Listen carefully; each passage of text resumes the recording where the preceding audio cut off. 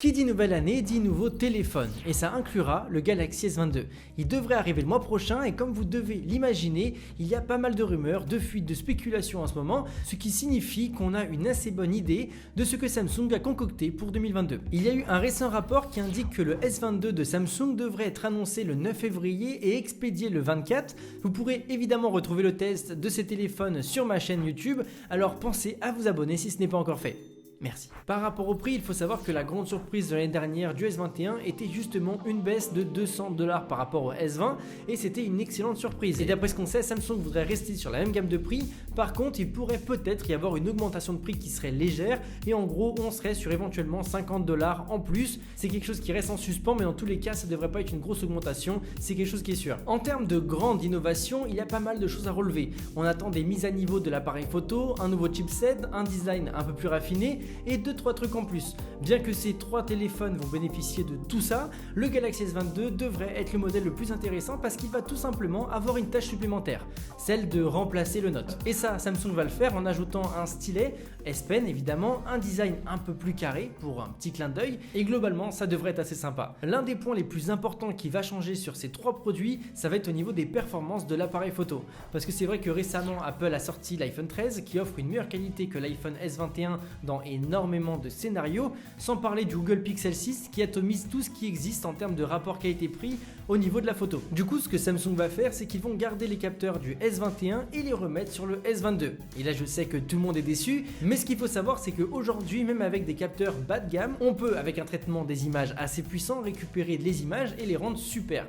Ce qu'il faut savoir, c'est que Samsung a décidé de faire des économies sur le hardware en gardant les mêmes caméras, mais de mettre le paquet au niveau du software et de rendre la puissance de calcul et le traitement des photos beaucoup plus important, ce qui fait que les S22 devraient sortir la meilleure qualité d'appareil photo du marché, enfin du moins c'est leur objectif. Honnêtement j'ai envie de dire enfin, parce que Samsung ne l'a pas toujours compris, et ce qu'on peut voir depuis pas mal d'années c'est que les iPhones avec des capteurs banals genre 8 millions de pixels, 12 millions de pixels, réussissent à mettre la misère à des capteurs de plus de 100 millions de pixels, d'un pouce etc. Tout simplement parce qu'ils réussissent à mieux travailler le logiciel, et en fait c'est ce qui va faire la différence. Et c'est pourquoi je suis extrêmement enthousiaste à l'idée de voir ces nouveaux S22 à l'œuvre, parce que Samsung a entre guillemets enfin compris ça. Par contre, pour le design des caméras à l'arrière, on parle d'un design en forme de P, ce qui est assez bizarre au début, surtout quand on le voit la première fois, mais plus je faisais mes recherches, plus je voyais de photos et de vidéos de prototypes, et plus je me suis habitué, donc on verra bien, mais finalement, je trouve que ça pourrait peut-être le faire, même si au début j'étais assez réticent. On le sait, chez Samsung, les écrans sont primordiaux. Moi, j'ai toujours adoré Samsung justement à cause de ça. Et c'est vrai que les S22 ne devraient pas déroger à la règle. Il va y avoir pas mal de changements à ce niveau-là, notamment en termes de dimension. Le S22 devrait mesurer 6,06 pouces contre 6,2 sur le S21. Le S22 Plus devrait avoir 6,5 pouces contre 6,7 pour le S21 Plus. Et le S22 Ultra devrait avoir une diagonale de 6,80 pouces contre 6,9.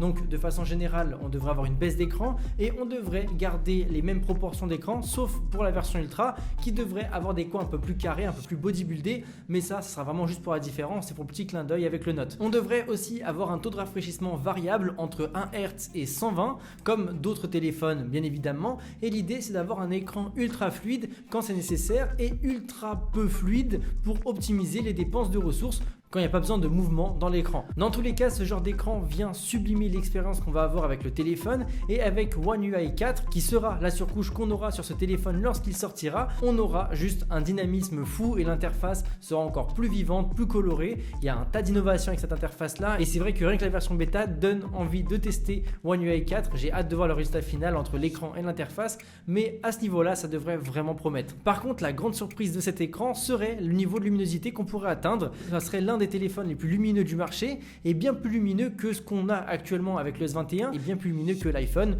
vu que c'est ce que Samsung vise.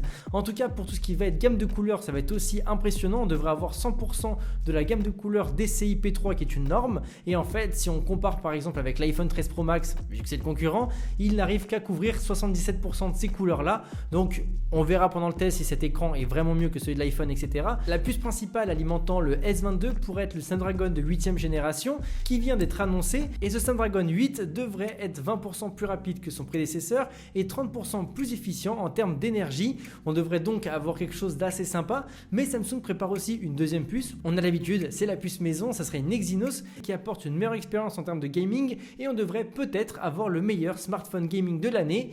dès janvier. Voilà. Comme ça, c'est fait. Après, en termes de RAM, etc., on devrait être entre 8 et 12 Go de RAM avec 256 Go de stockage. Mais pour la version Ultra, on devrait être entre 12 et 16 Go de RAM avec 256 et 512 Go de stockage. Ces téléphones devraient, comme d'habitude, être dans les meilleurs du marché en termes de performance. À ce niveau-là, faut pas trop s'inquiéter. Un des gros changements devrait également toucher la partie de la batterie. On devrait être sur une charge encore plus rapide que ce qu'on a actuellement avec une charge rapide en 65 watts. Par contre, pour ce qui va être de la batterie, on devrait avoir une baisse de batterie. Donc elle devrait être en moyenne 200 mAh plus petite, ce qui va être plutôt pas mal. Mais par contre, pour la S22 Ultra, on devrait avoir une batterie qui serait identique. Donc c'est quelque chose qui ne devrait pas trop impacter l'autonomie vu qu'on a autant d'efficience. Et je pense pas que Samsung sortira un téléphone avec moins d'autonomie. Par contre, pour ce qui est de la version Ultra, vu qu'elle garde la même batterie, on devrait avoir une meilleure autonomie. C'est quelque chose à suivre, mais ça peut être assez intéressant. En tout cas, c'est vrai que toutes ces rumeurs laissent beaucoup de questions en suspens, comme par exemple le retour de la carte micro SD. Est-ce qu'on aura un meilleur système de refroidissement que le S21? Est-ce que la durée de vie de la batterie sera bonne? Est-ce que la compatibilité avec le S Pen sera possible avec les S22 qui ne seront pas Ultra? Et surtout, l'amélioration des capteurs photo, est-ce qu'elle va surpasser la concurrence et notamment le Google Pixel 6 et l'iPhone 13. Bref, tout ça mérite bien un test et même d'avoir plus d'informations par rapport aux futures rumeurs qui vont arriver d'ici un mois. J'en parlerai peut-être ou très certainement dans ma story, donc n'hésitez pas à aller me suivre dans ma story et me suivre également sur YouTube, ça fait plaisir et je sais qu'il y a la majorité d'entre vous qui ne sont pas abonnés, donc je compte vraiment sur vous. Nous on se dit à tout de suite, salut à tous, c'était André Martin.